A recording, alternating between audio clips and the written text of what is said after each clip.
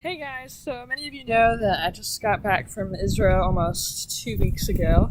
And while we were there, we got to hear just so many amazing lectures and just learning from different perspectives, all from Muslims, Jews, Christians, Palestinians, Israelis, everyone. So just such a worthwhile experience. And today I wanted to just briefly share an experience with you. I wrote a blog that I really encourage you to read. But while we were there, we had the honor and privilege of listening to a gentleman that he's an Arab Christian and he lives in Bethlehem. And so Bethlehem is actually in the West Bank, which is currently Palestinian controlled.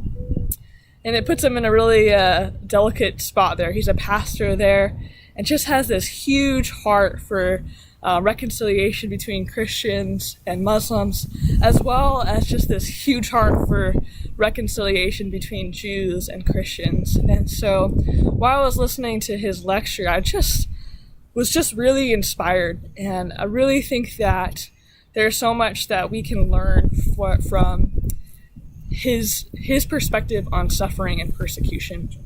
And while we were in Israel, we also had the opportunity to visit the likely place where Jesus preached the Sermon on the Mount, the Beatitudes. And as I was up there, just, spending some time with Jesus, thinking about the words that he preached in that Sermon on the Mount, I began to think about this man, this Arab Christian that has faced persecution and suffering and yet continues to show love. And so today I really wanted to ask you this question. When you're faced with suffering and persecution, how are you responding? And are you responding with the heart of the Beatitudes, the heart of Jesus' words in the Mountain of Sermon? And so I'm going to read these words to you in Matthew 5, the words that Jesus speaks on the sermon, when he spoke this on the Sermon on the Mount. Matthew 5, starting in verse 3, it says this: "Blessed are the poor in spirit, for theirs is the kingdom of heaven. Blessed are those who mourn, for they shall be comforted. Blessed are the meek, for they shall inherit the earth. Blessed are those who hunger and thirst for righteousness, for they shall be satisfied.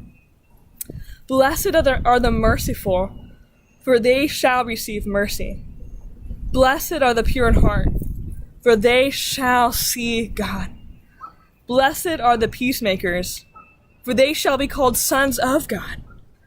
Blessed are those who are persecuted for righteousness' sake, for theirs is the kingdom of heaven. Blessed are you when others revile you and persecute and utter all kinds of evil against you falsely on my account. Rejoice and be glad, for your reward is great in heaven. For so they persecute the prophets who were before you."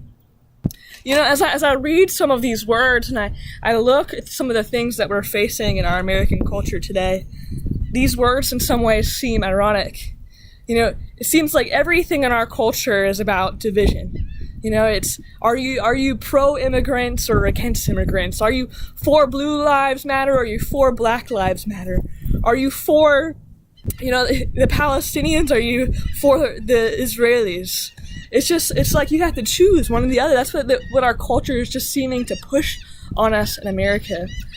And I really encourage you, in the season we're living in today, we need these words of Jesus' teaching more than ever.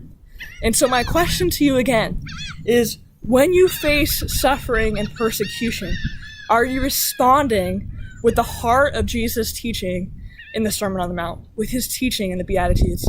We desperately need peacemakers in our world today. We desperately need people that show mercy.